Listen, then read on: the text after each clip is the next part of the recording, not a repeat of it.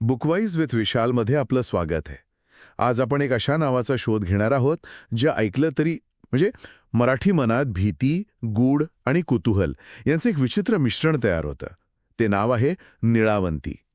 आपल्याकडे श्रोत्यांनी पाठवलेली काही माहिती आहे, काही लेख आहेत, लोकसाहित्यावरची निरीक्षणं आहेत आणि काही आधुनिक कादंबऱ्यांवरचं भाष्यसुद्धा आहे. आणि या सगळ्याच्या आधारे आज आपण ह्या नावाच्या मुळाशी जायचा प्रयत्न करणार आहोत. तर मग आजचा आपला उद्देश अगदी स्पष्ट आहे. निळावंती म्हणजे नक्की काय? ती फक्त पशुपक्ष्यांची भाषा जाणणारी एक स्त्री होती, की एक शापित पोथी आहे जिला हात लावायला लोक घाबरतात, की हे सगळं आपल्या मानवी मनातील भीतीचं आणि लालसेचं एक प्रतीक आहे? म्हणजे या प्रवासातला खरा शाप त्या ज्ञानाला होता की ते मिळवणाऱ्या माणसाच्या स्वभावाला? चला या सगळ्याचा सविस्तर आढावा घेऊया.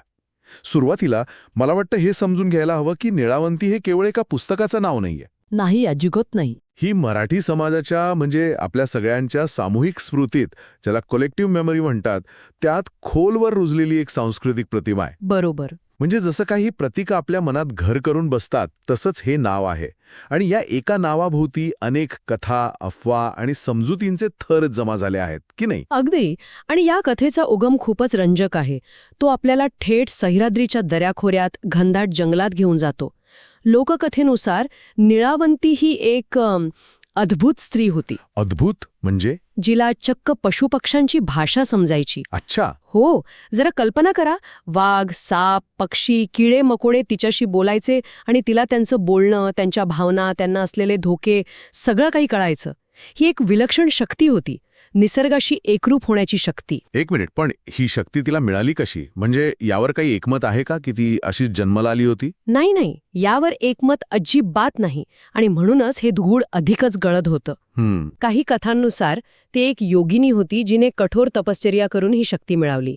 दुसऱ्या काही कथा सांगतात की तिने कोणती तरी गूढ तांत्रिक साधना केली होती. अच्छा. तर काही लोककथास तिला एका शापित वंशातील मानतात.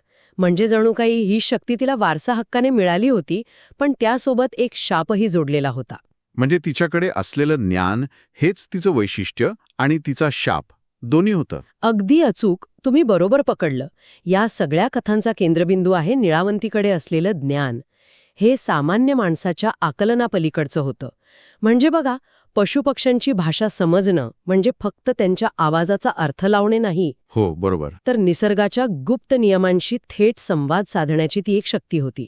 कुठे पाणी आहे, कुठे खजिना आहे, कोणता धोका जवळ येतोय, हे सगळं तिला कळायचं.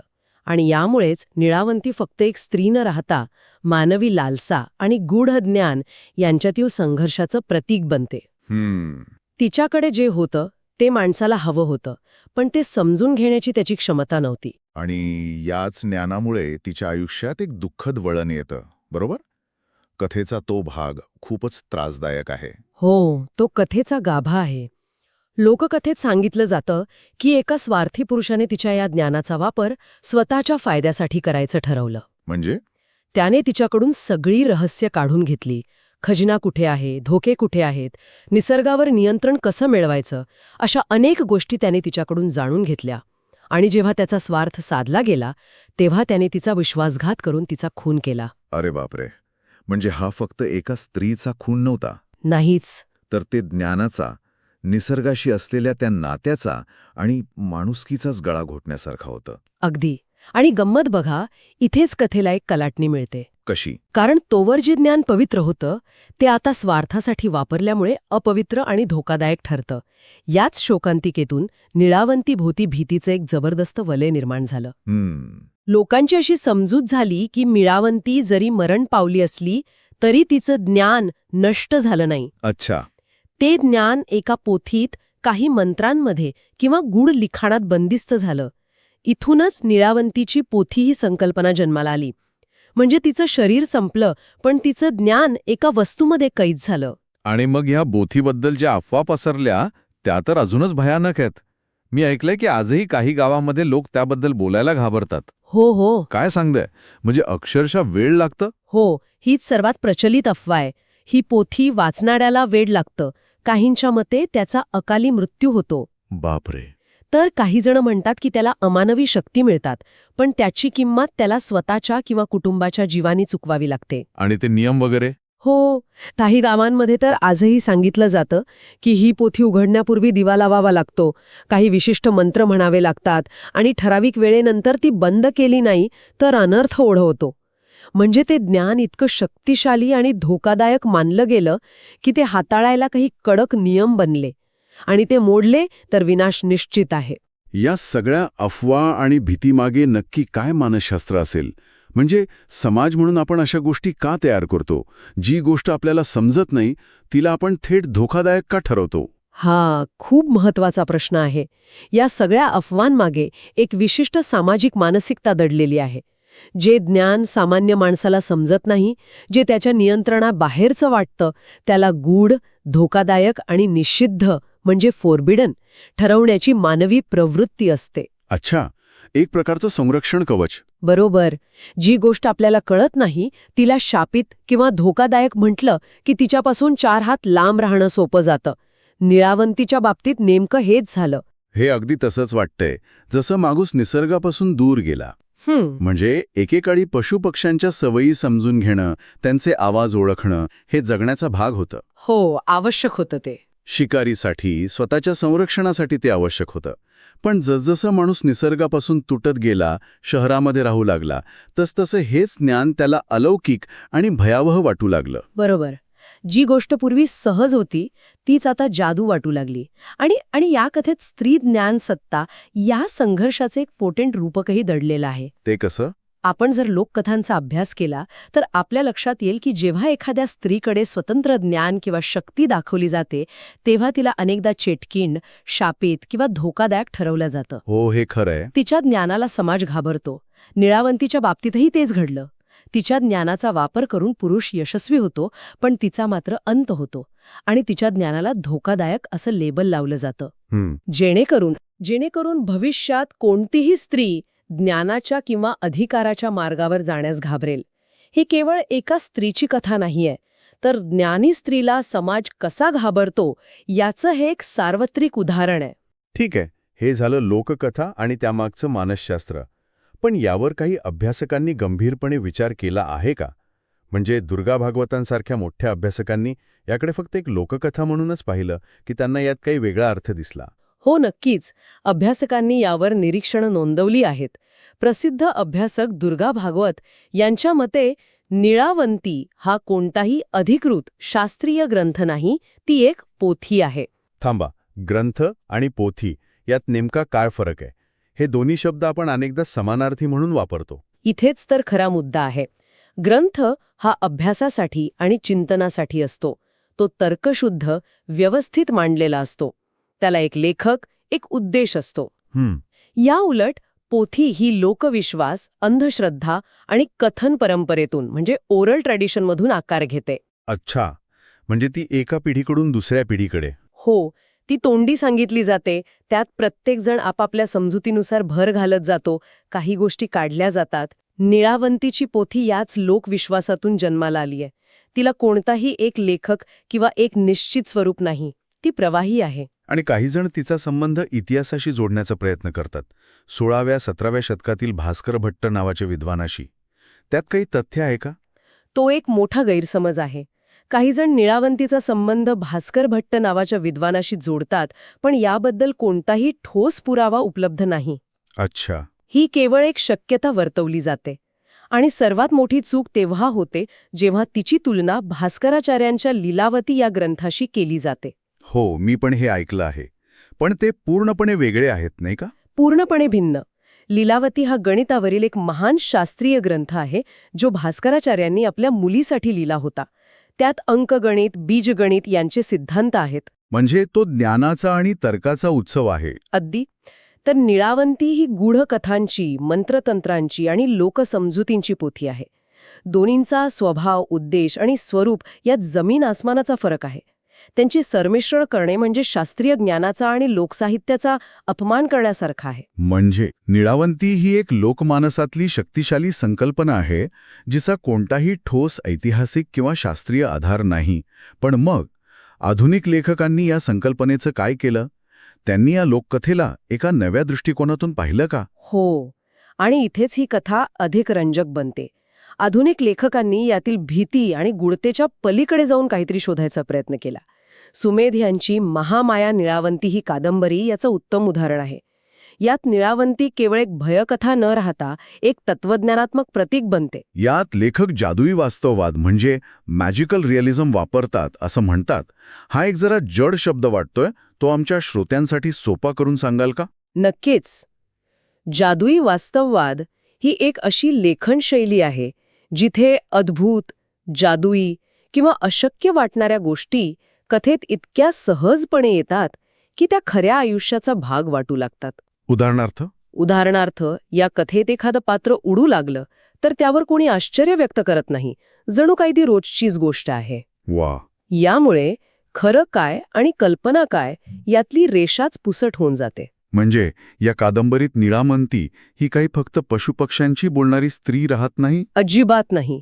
या कादंबरीत निळावंती मानवी मनातील अंधार, लालसा आणि कुतूहलाचे प्रतीक म्हणून समोर येते. ती केवळ एक कागदी पोथी राहत नाही, तर एक विचार बनते. एक विचार? हो, एक असा विचार जो माणसाला स्वतःच्या आत डोकावून पाहायला भाग पाडतो. ती आपल्याला विचारते की आपल्या प्रत्येकाच्या मनात एक निळावंती दडलेली आहे का? ज्ञानाची अशी एखादी बाजू जिला आपण घाबरतो. आणि नितीन भरत वाघ यांची Nilavanti a story of the book hunter ही कादंबरी यापेक्षा वेगळा दृष्टिकोन मांडते असं दिसते. हो. ती एका निषिद्ध ग्रंथाच्या शोधावर आधारित आहे. हो, ही कादंबरी निळावंतीला एका वेगळ्याच पातळीवर घेऊन जाते. ती एका थ्रिलर किंवा ॲडव्हेंचरच्या स्वरूपात मांडली आहे. या पुस्तकाच्या मागे धावणारा नायक फक्त एका पुस्तकाचा शोध घेत नाही, तर तो स्वतःच्या मानसिक आणि नैतिक प्रवासाला सामोरा जातो. म्हणजे त्याला ते पुस्तक हवं असतं, पण ते मिळवताना त्याला काय गमवावं लागतं, कोणत्या नैतिक सीमा ओलांडाव्या लागतात याचा तो सामना करतो. म्हणजे ही कादंबरी थेट आपल्या सुरुवातीच्या प्रश्नालाच हात घालते. अगदी बरोबर. ही कादंबरी तोच महत्वाचा प्रश्न उपस्थित करते जो या संपूर्ण चर्चेचा गाभा आहे. ज्ञान खरंच धोकादायक असतं की माणसाची लालसा त्याला धोकादायक बनवते? निळावंतीचं ज्ञान निसर्गाशी एकरूप होतं, ते शुद्ध होतं. पण जेव्हा माणसाची स्वार्थी लालसा त्यात मिसळली तेव्हा ते विनाशकारी ठरलं. हा विचार करण्यासारखा मुद्दा आहे. तो शाप पोथीला नव्हता, तो माणसाच्या वृत्तीला होता. तर निळावंतीचा हा प्रवास थक्क करणारा आहे, नाही का? लोककथेतील एक पात्र, मग अफवांमधील एक शापित पोथी आणि आत्ता आधुनिक साहित्यातील एक तत्वज्ञानात्मक प्रतीक. हो, तिची रूपं बदलत गेली, पण तिच्याभोवतीचं ते गूढ ज्ञान आणि मानवी भीती हे धागे मात्र कायम राहिले. आणि निळावंतीची कथा आपल्याला एक गोष्ट अगदी स्पष्टपणे शिकवते. कोणती? माणूस ज्या गोष्टीला पूर्णपणे समजू शकत नाही त्याला तो घाबरतो. आणि जी गोष्ट मिळवण्याची त्याची अतृप्त लालसा असते तीच अनेकदा त्याच्या विनाशाचे कारण ठरू शकते. ज्ञानाचा वापर कसा केला जातो यावरच ते वरदान ठरणार की शाप हे अवलंबून असतं. बुकवाईज विथ विशालला कृपया लाईक, शेअर आणि सबस्क्राईब करा. पुढच्या भागात आपण पुस्तकाचा दुसऱ्या भागाला सुरुवात करणार आहोत. जाता जाता एक विचार मनात येतो. आजच्या या माहितीच्या महापुरात जिथे रोज नवीन तंत्रज्ञान, नवीन विचार आपल्या समोर धडकत आहेत, तिथे अशी कोणती गोष्ट आपल्यासाठी निळावंती बनली आहे जिला समजून घेण्याऐवजी आपण तिला निषिद्ध मानून घाबरत आहोत? यावर नक्की विचार करा. तर आपण निळावंतीच्या कथेवरच्या आपल्या चर्चेचा दुसरा भाग सुरू करत आहोत. मागच्या भागात आपण निळावंतीची मूळ लोककथा, तिची पोथीची संकल्पना आणि त्याभोवती ज्या काही गूढ अफवा पसरलेल्या आहेत त्याबद्दल बोललो. आणि आपण हे पाहिलं की ही फक्त एक भीतीदायक गोष्ट नाहीये, त्याहून खूप काहीतरी खोल आहे. ती आपल्याला कुठेतरी अस्वस्थ करते, विचार करायला लावते. या भागात आपण या कथेच्या आणखी खोलात जाणार आहोत. म्हणजे तिच्यात दडलेले मानसशास्त्रीय आणि सामाजिक अर्थ उलगडून पाहूया. माझ्या मनातनं एक प्रश्न सतत घोळतोय की ही कथा फक्त प्राणी पक्ष्यांची भाषा समजण्यापुरती मर्यादित का नाही? का ही गोष्ट ऐकल्यावर आजही आपल्या मनात एक अनामिक भीती निर्माण होते? ती आपल्या मनाबद्दल आणि समाजाबद्दल नक्की काय सांगते? आणि हाच या चर्चेचा केंद्रबिंदू आहे. निळावंतीच्या कथेमागे ज्या अनेक पातळ्या आहेत त्या समजून घेणं हे आपलं ध्येय आहे. आणि तुम्ही जो भीतीचा उल्लेख केलात ना, तीच खरी सुरुवात आहे. ही कथा मुळात ज्ञानाबद्दलच्या मानवी भीतीवर आधारित आहे. इतिहासाकडे पाहिलं तर आपल्याला दिसेल की ज्ञानाकडे नेहमीच 2 प्रकारे पाहिलं गेलं. 2 प्रकारे म्हणजे कसं? एक म्हणजे विधायक ज्ञान, म्हणजे असं ज्ञान जे आपल्याला मुक्त करतं, प्रगतीकडे नेतं. उदाहरणार्थ अग्नीचा शोध. हो. यामुळे काय झालं? माणूस अन्न शिजवू शकला, स्वतःचं थंडीपासून संरक्षण करू शकला, हिंस्र प्राण्यांना दूर ठेवू शकला. या एका ज्ञानाने मानवी संस्कृतीचा चेहरा मोहराच बदलून टाकला. बरोबर. किंवा चाकाचा शोध म्हणता येईल. अगदी, ज्यामुळे वाहतूक सोपी झाली. हे ज्ञान मानवासाठी एक वरदान ठरलं. बरोबर. हे झालं उपयुक्त ज्ञान. मग दुसरा प्रकार कोणता? दुसरा प्रकार म्हणजे ते ज्ञान जे धोकादायक, निषिद्ध आणि विनाशकारी मानलं गेलं. निळावंतीचं ज्ञान या दुसऱ्या प्रकारात मोडतं. पण इथेच मला एक गोष्ट जरा खटकते. म्हणजे अणुबॉम्ब बनवण्याचं ज्ञान धोकादायक आहे हे मी समजू शकते. पण प्राणी पक्ष्यांशी बोलण्याचं ज्ञान धोकादायक का मानलं गेलं? त्यात तर काही हिंसक वाटत नाही. उलट ते तर निसर्गाच्या जवळ जाणारं ज्ञान आहे. खूप खूप महत्वाचा मुद्दा आहे हा. धोकादायक याचा अर्थ नेहमी हिंसक असा नसतो. धोकादायक म्हणजे जे प्रस्थापित व्यवस्थेला धक्का देतं. जी गोष्ट सामान्य माणसाच्या अनुभवाच्या आणि समजुतीच्या पलीकडची असते तिला आपण गूढ मानतो. अच्छा. आणि ज्या गोष्टी गूढ असतात त्याबद्दल मनात भीती निर्माण होते. हे अगदी स्वाभाविक आहे. जसं की पूर्वीच्या काळी लोकांना सूर्यग्रहण का होतं हे माहीत नव्हतं. हो. त्यांना वाटायचं की कोणीतरी राक्षस सूर्य गिळत आहे आणि त्यामुळे जगात अंधार पसरणार आहे. म्हणून ते त्याला अशुभ म्हणून घाबरायचे. बरोबर. विज्ञानाने जेव्हा यामागचं कारण स्पष्ट केलं तेव्हा ती भीती नाहीशी झाली. निळावंतीच्या ज्ञानाचाही तसंच आहे. प्राणी पक्ष्यांची भाषा समजणं हे तेव्हाच्या समाजासाठी सूर्यग्रहणासारखंच एक अनाकलनीय कोड होतं. एक अशी शक्ती होती जी कोणाच्याच नियंत्रणात नव्हती. म्हणजे ही भीती फक्त काहीतरी अमानवी शक्तीची नाही, तर सत्ता गमावण्याची भीती आहे. बरोबर. ज्ञान म्हणजे सत्ता असं जे म्हटलं जातं. ज्याच्याकडे अशी माहिती आहे जी इतरांकडे नाही, तो इतरांवर नियंत्रण ठेवू शकतो. अगदी बरोबर. तुम्ही थेट मुळानाच हात घातला आहे. निळावंतीकडे असलेलं ज्ञान तिला इतरांपेक्षा वेगळं आणि शक्तिशाली बनवतं. आणि लोककथांमध्ये जेव्हा अशी शक्ती एका स्त्रीकडे येते तेव्हा तिचा अंत दुःखद का होतो हा योगायोग नाही. पण असंही असू शकतं ना की ही कथा फक्त एक सावध करणारी गोष्ट आहे. म्हणजे काही गोष्टी माणसाने न कुरवाळलेल्याच बऱ्या. निसर्गाच्या प्रत्येक गोष्टीत डोकवायला गेलो तर त्याचा परिणाम वाईटच होतो, असा काही संदेश देण्याचा प्रयत्न असेल का? हा एक दृष्टिकोन नक्कीच असू शकतो. पण मग प्रश्न असा येतो की हा संदेश फक्त स्त्रियांसाठीच का दिला जातो? कथेतला तिचा नवरा ते ज्ञान तिच्याकडून शिकतो, वापरतो, पण त्याचा अंत वाईट होत नाही. अंत फक्त निळावंतीचा होतो. यामागे एक सामाजिक रचना आहे. अच्छा. शतकानुशतके ज्ञान आणि सत्ता पुरुषप्रधान व्यवस्थेने स्वतःकडे ठेवली आहे. ज्ञानाची मक्तेदारी पुरुषांकडे होती. जेव्हा एखादी स्त्री स्वतंत्र ज्ञानाच्या आधारे शक्तिशाली बनते तेव्हाही व्यवस्था अस्वस्थ होते. तिला धोका वाटू लागतो. बरोबर. तिला स्वतःच्या अस्तित्वाला धोका वाटू लागतो. त्यामुळे निळावंतीचा खून हा केवळ एका स्त्रीचा खून नाहीये, तर ते स्त्रीच्या ज्ञानाचं, तिच्या स्वतंत्र अस्तित्वाचं प्रतीक म्हणून झालेलं दमन आहे. प्रतिकात्मक हत्या म्हणजे काय? म्हणजे तिचा खून फक्त एका व्यक्तीचा खून नव्हता, तर एका विचाराचा खून होता असं म्हणायचंय का? अगदी अचूक. त्यांनी निळावंतीला नाहीच तिच्या ज्ञानाला आणि तिच्या स्वातंत्र्याला दाबून टाकण्याचा प्रयत्न केला. ही एक प्रतिकात्मक हत्या आहे जी समाजाला एक संदेश देते की जर स्त्रीने ठरवून दिलेल्या चौकटीच्या बाहेर जाऊन ज्ञान मिळवलं तर तिचा अंत असाच होईल. कथेतला तो भाग तर खूपच त्रासदायक आहे. तिचा नवरा तिच्याकडूनच ज्ञान घेतो, तिचा उपयोग करून राजा होतो आणि मग तिलाच मारून टाकतो. हे म्हणजे प्रचंड मोठा विश्वासघात आहे. हो, आणि हे समाजाच्या मानसिकतेचं प्रतिबिंब आहे. समाज स्त्रीच्या ज्ञानाचा, तिच्या बुद्धीचा उपयोग करून घेतो, पण तिला स्वतंत्र ओळख किंवा सन्मान द्यायला तयार नसतो. तिच्या ज्ञानाला धोकादायक ठरवलं जातं, पण त्या ज्ञानाचा गैरफायदा घेणाऱ्या पुरुषाला दोष दिला जात नाही. उलट दोष निळावंतीवरच येतो. हो, तीच काळी जादू करत होती असं काहीतरी. बरोबर. तीच काळी जादू करत होती किंवा ती अपशकुनी होती असं म्हणून तिलाच खलनायक ठरवलं जातं. हे एक सोपं समीकरण आहे. जर तुम्ही एखाद्या व्यक्तीला खलनायक ठरवलं तर तिच्यावर केलेला अन्याय योग्य वाटू लागतो. निळावंतीच्या बाबतीत तेच झालं. तिच्या ज्ञानाचा वापर करून सत्ता मिळवणारा पुरुष नायक ठरतो आणि ज्ञान देणारी स्त्री खलनायिका ठरते. आणि तिला मारून त्यांना वाटलं की धोका टाळला. पण खरं तर त्यांनी ज्ञानाला अजूनच शक्तिशाली बनवलं. बरोबर. आणि इथेच कथेत पोथीचा प्रवेश होतो. व्यक्ती संपली तरी तिच्या ज्ञानाची भीती कायम राहते, किंबहुना ती अजून वाढते. हे जास्त भीतीदायक नाही का? एक व्यक्ती मरू शकते, पण पुस्तकात बंदी असलेलं ज्ञान तर अमरस्थ. नक्कीच. कारण निळावंती मरण पावते पण तिचं ज्ञान जिवंत राहतं ही कल्पना समाजाला जास्त भीतीदायक वाटते. बरोबर. मृत व्यक्तीच्या ज्ञानावर कुणाचाच ताबा नसतो. ते ज्ञान आता कुणाच्याही हाती लागू शकतं. ही एक प्रकारची अनियंत्रित शक्ती आहे. म्हणूनच त्या ज्ञानाला एका पोथीत बंदिस्त करून त्याभोवती नियम आणि भीतीचं जाळं विणलं जातं. ते नियम तर अजूनच विचित्र आहेत.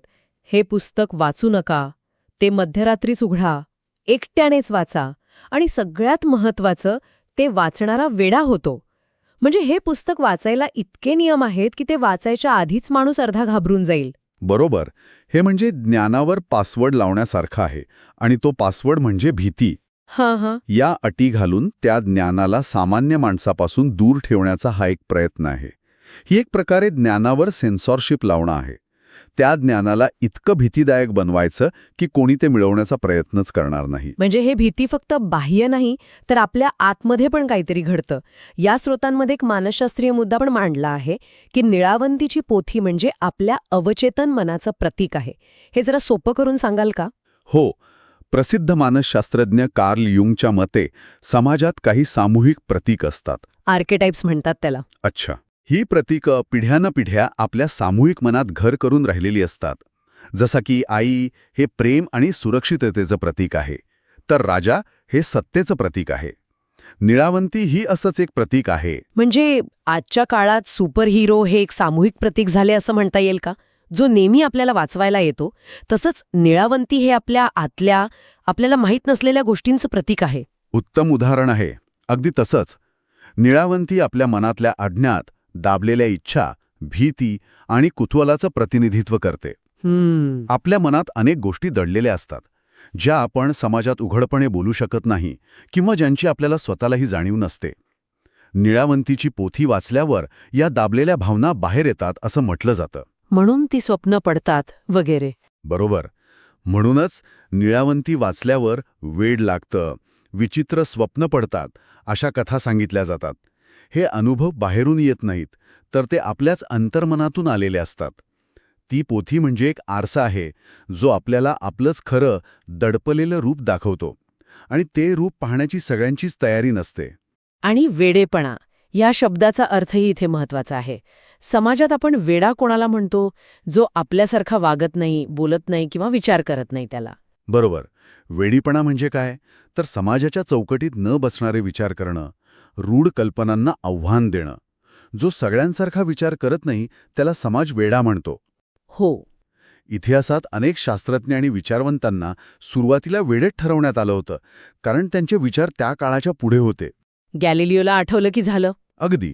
निळावंतीच्या पोथी तेच करायला लावते. ती वाचणाऱ्याला प्रश्न विचारायला लावते, निसर्गाकडे, जगाकडे एका वेगळ्या नजरेने पाहायला शिकवते. आणि असं करणं हे प्रस्थापित व्यवस्थेसाठी धोकादायक असतं, म्हणून ती पोथी धोकादायक ठरते. हे सगळं खूपच आकर्षक आहे. मग आधुनिक लेखकांनी या कथेचा वापर कसा केला आहे? त्यांनी हा जुन्या अंधश्रद्धांनाच पुढे नेलं की त्यावर प्रश्न विचारले? त्यांनी या कथेला एक नवीन आणि खोल अर्थ दिला आहे. त्यांनी या भीतीमागचं राजकारण उघड केलं आहे. भीतीमागचं राजकारण? हो. भीती हे नेहमीच लोकांना नियंत्रित करण्याचे एक प्रभावी साधन राहिलं आहे. हे करू नका, नाहीतर अनर्थ होईल, असं सांगून समाज माणसाला एका मर्यादेत ठेवतो. आधुनिक लेखकांनी निळावंतीच्या कथेचा वापर करून हेच दाखवलं आहे की ही भीती कशी तयार केली जाते आणि का. काही उदाहरणं आहेत का? हो, नक्कीच. उदाहरणादाखल महामाया निळावंती या कादंबरीत निळावंती ही एक शक्ती आहे, जी पात्रांना त्यांच्या आतल्या भीती, लालसा आणि इच्छांचा सामना करायला लावते. अच्छा. ती स्वतः काही करत नाही. ती फक्त एक उत्प्रेरक, एक कॅटलिस्ट म्हणून काम करते. लोकांना वाटतं की निळावंती त्यांच्यावर प्रभाव टाकत आहे, पण प्रत्यक्षात ते त्यांच्याच मनातल्या विचारांशी आणि भावनांशी लढत असतात. परत युंगचा सिद्धांत येतो इथे. बरोबर. ती पोथी त्यांच्या मनात आधीपासूनच दडलेल्या गोष्टींना फक्त बाहेर काढते. म्हणजे पुस्तक फक्त एक निमित्त आहे, खरी लढाई माणसाची स्वतःशीच आहे. अगदी. तर Nilavanti a story of the book hunter मध्ये पुस्तकाचा शोध घेणारा नायक प्रत्यक्षात स्वतःलाच शोधत असतो. अच्छा. पुस्तक मिळतं की नाही यापेक्षा त्या शोध प्रवासात तो काय शिकतो हे महत्वाचं ठरतं. इथे निळावंती एक कसोटी आहे. माणूस ज्ञानासाठी कोणत्या थराला जातो आणि त्या प्रवासात स्वतःची नैतिकता टिकवतो का, हा खरा प्रश्न आहे. आपल्या चर्चेत एक महत्वाचा धागा राहिला आहे, तो म्हणजे निळावंती आणि निसर्गाचं नातं. प्राणी पक्ष्यांची भाषा समजणं म्हणजे निसर्गाशी एकरूप होणं हा एक खूप सुंदर विचार आहे. खूपच सुंदर आणि तितकाच क्रांतिकारक. माणूस निसर्गावर सत्ता गाजवू पाहतो. आपण निसर्गाला एक साधन मानतो ज्याचा वापर आपण आपल्या फायद्यासाठी करू शकतो. पण निळावंती निसर्गाशी संवाद साधते. ती निसर्गाचा एक भाग बनते. निसर्गाशी असं समतेचं नातं ठेवणारी व्यक्ती सत्ताधारी व्यवस्थेला नेहमीच धोकादायक वाटते. का? यात धोकादायक काय आहे? कारण जी व्यक्ती निसर्गाचा आदर करते ती निसर्गाचं शोषण करणाऱ्या व्यवस्थेच्या विरोधात उभी राहू शकते. बरोबर. आजच्या काळात जिथे आपण पर्यावरणाच्या संकटाचा सामना करत आहोत तिथे निळावंतीची ही बाजू अधिकच महत्वाची वाटते. ती आपल्याला आठवण करून देते की निसर्ग हा जिंकण्यासाठी नाही तर समजून घेण्यासाठी आहे. या सगळ्या चर्चेतून एक अंतिम प्रश्न माझ्या मनात येतो. या सुरुवातीला आपण अग्नीच्या शोधाबद्दल बोललो होतो. अग्नीचा उपयोग अन्न शिजवण्यासाठीही होतो आणि घर जाळण्यासाठीही. मग दोष अग्नीचा की वापरणाराचा? तसंच निळावंतीचं ज्ञान धोकादायक होतं की ते ज्ञान वापरणाऱ्या तिच्या नवऱ्याची लालसा धोकादायक होती? हाच या कथेचा गाभा आहे. ज्ञान स्वतःहून चांगलं किंवा वाईट नसतं. ते कसं वापरलं जातं यावर सगळं अवलंबून असतं. निळावंतीचा मृत्यू हा ज्ञानाचा नाही तर मानवी स्वार्थाचा, सत्तेच्या लालसेचा परिणाम आहे. बरोबर. ज्ञान मिळवण्याचा तिचा उद्देश निसर्गाला समजून घेणं हा होता, तर तिच्या नवऱ्याचा उद्देश सत्ता मिळवणं हा होता. हेतू बदलला की ज्ञानाचं स्वरूप बदलतं. तर मग या सगळ्यातून आपण काय शिकतो?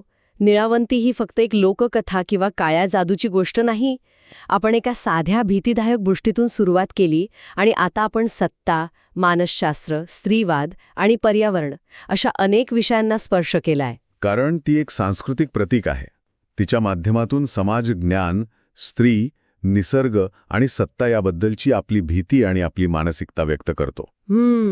निळावंती वाचल्याने अनर्थ होतो ही कल्पना म्हणजे खरं तर विवेक आणि तर्क वापरल्याने जुनी प्रस्थापित व्यवस्था कोसळेल या भीतीचं प्रतीक आहे. अच्छा. जर लोकांनी प्रश्न विचारायला सुरुवात केली तर ज्यांनी पिढ्यानपिढ्या उत्तर देण्याची मक्तेदारी ठेवलीये त्यांचं काय होईल, ही खरी भीती आहे. या स्रोतांमध्ये म्हटल्याप्रमाणे लोककथा या समाजाच्या मानसिकतेचा आरसा असतात. त्या सांगतात की समाजाला कशाची भीती वाटते आणि तो कोणाला आणि का दडपतो.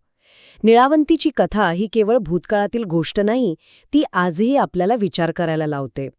यावर विचार करण्यासाठी एक प्रश्न उरतो. आजच्या काळात आपण कोणत्या कथा किंवा शहरी दंतकथा म्हणजे अर्बन लेजंड्स एकमेकांना सांगतो आणि त्या आपल्या आधुनिक समाजाच्या भीती आणि चिंतांबद्दल काय सांगतात? पुढच्या वेळी आपण या पुस्तकाच्या शेवटच्या भागावर चर्चा सुरू करू. तोपर्यंत कृपया बुकवाईज विथ विशालला लाईक, शेअर आणि सबस्क्राईब करा. नमस्कार. निळावंतीच्या आपल्या प्रवासाचा या शेवटच्या टप्प्यात आपलं स्वागत आहे. पहिल्या 2 भागांमध्ये आपण निळावंतीच्या रहस्याचे अनेक पैलू पाहिले. तिच्या भोवतीच्या कथा, तिच्यातले मंत्र आणि हो, तिच्याबद्दलची भीती. आता या तिसऱ्या आणि अंतिम भागात आपण हे सगळे धागे एकत्र गुंफणार आहोत आणि निळावंतीचं खरं स्वरूप काय आहे हे समजून घेणार आहोत. आज आपण या सगळ्या माहितीचा एकत्रित विचार करून एक निष्कर्षापर्यंत पोहोचण्याचा प्रयत्न करूया. चला तर मग सुरुवात करूया. पहिला आणि मला वाटतं सगळ्यात मूलभूत प्रश्न, निळावंती खरोखरच कोणी व्यक्ती होती का? म्हणजे इतिहासात तिचं अस्तित्व होतं का? हा खूप महत्वाचा प्रश्न आहे आणि याचं ठोस ऐतिहासिक उत्तर खरं तर उपलब्ध नाही. अच्छा. सह्याद्रीत राहणारी, पशुपक्ष्यांची भाषा जाणणारी अशी कोणी स्त्री होती का याचे पुरावे सापडत नाहीत. आणि गंमत म्हणजे हीच गोष्ट निळावंतीला अधिक महत्वाची ठरवते. ती कशी? कारण इतिहासात ज्या गोष्टींचे पुरावे नसतात त्या लोकस्मृतीत अधिक घट्टपणे जिवंत राहतात. निळावंती ही इतिहासापेक्षा जास्त ती एक सांस्कृतिक स्मृती आहे, ज्याला आपण कल्चरल मेमरी म्हणतो, त्याचा भाग आहे. म्हणजे ती कागदपत्रांवर नाही तर लोकांच्या मनात आणि कथांमध्ये जिवंत आहे. अगदी. ती एखाद्या राजाच्या किंवा लढाईच्या नोंदीसारखी नाही, तर आजीने नातवाला सांगावी तशी पिढ्यानपिढ्या चालत आलेली एक कहाणी आहे. वा, ही कल्पनाच किती सुंदर आहे. याचमुळे तो पुढचा प्रश्न येतो की निळावंती हा एक ग्रंथ आहे की पोथी? कारण आपण हे शब्द अनेकदा एकाच अर्थाने वापरतो, नाही का? हो, आणि यात महत्वाचा फरक आहे. हा फरक समजून घेतला की निळावंतीचं गूढ उलगडायला खूप मदत होते. ग्रंथ म्हणजे एखाद्या विशिष्ट लेखकाने अभ्यास करून एका निश्चित उद्देशाने लिहिलेलं पुस्तक. जसं गणिताचं पुस्तक किंवा विज्ञानावरचा एखादा प्रबंध. बरोबर. त्यात एक सुसूत्रता असते, एक ठरलेली रचना असते. पण पोथी ही लोकपरंपरेतून तयार होते. ती एका व्यक्तीने लिहिलेली नसते. वेगवेगळ्या काळात वेगवेगळे लोक त्यात भर घालत जातात. अच्छा. त्यात मंत्र, कथा, सूचना, इशारे असं सगळं एकत्र मिसळलेलं असतं.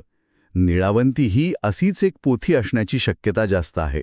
आणि म्हणूनच तिची एकच प्रत नाही तर अनेक आवृत्त्या आणि वेगवेगळ्या कथा सापडतात. अच्छा, म्हणजे जशी एखादी पारंपरिक पाकृती असते जी प्रत्येक घरात थोडी वेगळी बनते, अगदी तोच मुद्दा आहे. तशीच निळावंतीची कथा प्रत्येक ठिकाणी थोडी वेगळी आहे. म्हणजे कुणी म्हणेल आमच्या पोथीत हे मंत्र आहेत, तर दुसरा म्हणेल आमच्याकडे वेगळंच काहीतरी आहे. पण मग तिच्याशी भास्कर भट यांचं नाव का जोडलं जातं? हे नाव इतकं हाच तर सगळ्यात मनोरंजक भाग आहे. इतकं ठामपणे का घेतलं जातं? काय आहे ना, भारतीय परंपरेत गूढ किंवा महत्वाच्या ज्ञानाला प्रतिष्ठा मिळवून देण्यासाठी ते एखाद्या प्राचीन महान विद्वानाच्या नावाने जोडण्याची प्रथा आहे. ओ. असं केल्याने त्या ज्ञानाला एक प्रकारची मान्यता आणि भीती दोन्ही मिळतात. म्हणजे जर कोणी सांगितलं की ही पोथी अमुक-तमुक व्यक्तीने लिहिली आहे, तर लोक तिला गांभीर्याने घेणार नाहीत, बरोबर? बरोबर. पण जर सांगितलं की ही महान भास्करा भट्टांची रचना आहे, तर तिच्या शब्दांना एक वजन येतं. पण खरं तर निळावंतीचा भास्करा भट्टांशी थेट संबंध जोडणारा कोणताही पुरावा नाही. आणि म्हणूनच तिची तुलना भास्कराचार्यांच्या लीलावती या ग्रंथाशी करणं पूर्णपणे चुकीचं आहे. ते का? दोन्ही ग्रंथ ज्ञानाशी संबंधित आहेत की नाही? आहेत, पण इथेच तर खरी गंमत आहे. लीलावती हा गणिताचा म्हणजे तर्क आणि विज्ञानाचा ग्रंथ आहे. तो पूर्णपणे वस्तुनिष्ठ आहे. या उलट निळावंती ही गूढ, भावनिक आणि प्रतिकात्मक परंपरेतली आहे. त्यांची तुलना करणं म्हणजे कसं सांगू, एखाद्या वैज्ञानिक समीकरणाची तुलना एखाद्या गूढ कवितेशी करण्यासारखं आहे. वाह, हे खूपच चांगलं उदाहरण आहे. दोन्ही महत्वाचे आहेत, पण त्यांची क्षेत्र आणि त्यांचे उद्देश पूर्णपणे भिन्न आहेत. आता त्या भीतीबद्दल बोलूया, कारण हाच मुद्दा लोकांना सगळ्यात जास्त स्पर्श करतो. निळावंतीबद्दलच्या अफवा काळानुसार कशा बदलत गेल्या हे खूपच रंजक आहे. बरोबर. सुरुवातीला काय म्हटलं जायचं की निळावंती वाचल्यावर प्राणी-पक्षी बोलू लागतात. हो, म्हणजे त्यात एक कुतूहल होतं. अगदी. भीतीपेक्षा कुतूहल जास्त होतं. पण नंतरच्या काळात ही भीती वाढत गेली. असं सांगितलं जाऊ लागलं की वाचणारा वेडा होतो, मग मृत्यू येतो, आत्मा ताब्यात घेतला जातो, घरात वाईट घटना घडतात. बापरे. हो, अशा कथा वाढतच गेल्या.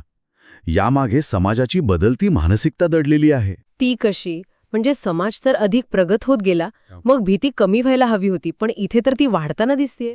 वरकरणी विचित्र वाटेल, पण त्यामागे एक मानसशास्त्रीय कारण आहे.